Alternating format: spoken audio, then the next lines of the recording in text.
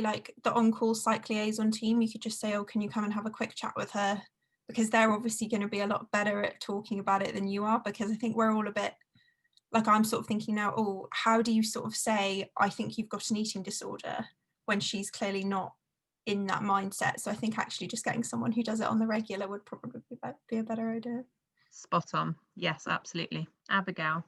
Well, just picking up on Kate's point in the chat actually as well, is that there's nowhere to hide with the blood results. They are what they are. And as much as this is what I mean about the articulate, and they could sort of don't get caught in a conversation with the eating disorder.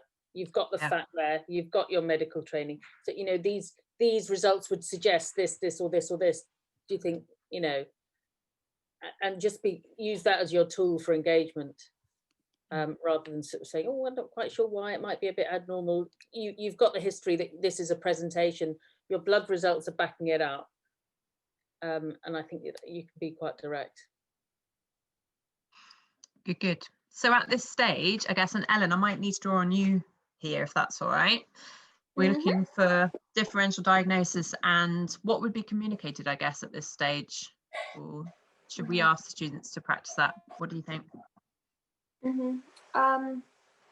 Yeah, if you were a junior in A&E, I mean, your role would be to go assess the person, take a history, do an examination, take all the investigations we've talked about, and then come up with what you think is a plausible differential diagnosis, with obviously you're most likely at the top, and then have a chat to a senior. It, as like a foundation doctor in A&E, you would always talk to a senior about anyone you see anyway. I mean, what I would do if it was me is I would chat to my senior and say, this is what I think is going on. I want to get psych liaison to come down and review. I want to draft a letter to the GP. I want, if I was thinking about, do we need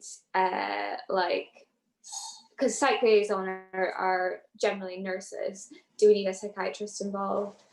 And after I had a bit of a plan, then I would go back to the patient and say, and I would just use spikes.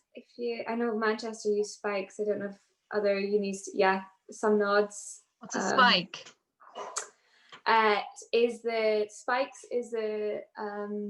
the word I'm looking for? Like sort of a Breaking Bad news framework. Oh, okay. That you use to break bad news. So also I would say, if you're ever not sure what to say next, just use spikes. For the people who don't know, it's setting, perception, so ask the person, what do you think is happening, or what's your understanding of the situation? Invitation, how much do you want to know, or how do you want to know it? Knowledge, telling them what it is you want to tell them. And then E for empathize, and then plan. So that's how. What I'm wondering, Ellen, is do you? Because obviously you're not going to say, oh, you've got an eating disorder, or how do you communicate that as a doctor? That, because you're not going to diagnose them there and then. What would you communicate as the phrase, I guess?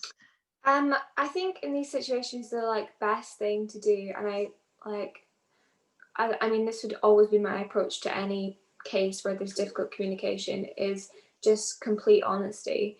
If it was me, I would say, you've come in today and, you've had this fainting episode, and actually I'm really worried about you. I'm worried that, your intake's not enough. I'm worried that you're doing too much exercise. And I really think that there's a lot of help out there that we can get you. And in my mind, what I'm worried about is you may be struggling with an eating disorder. I don't have the skills or knowledge to diagnose that myself, but I would like to refer you on to someone who specializes in this area.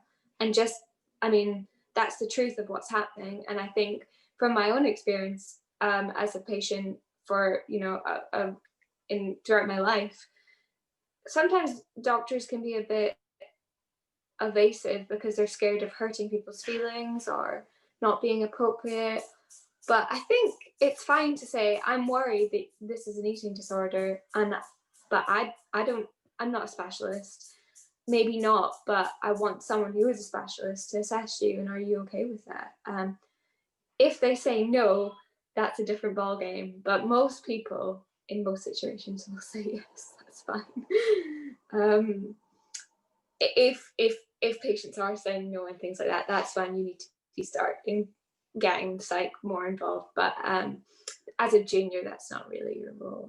I don't think. Certainly as an F1, F2, you're not going to be making decisions to do things against people's will without senior support.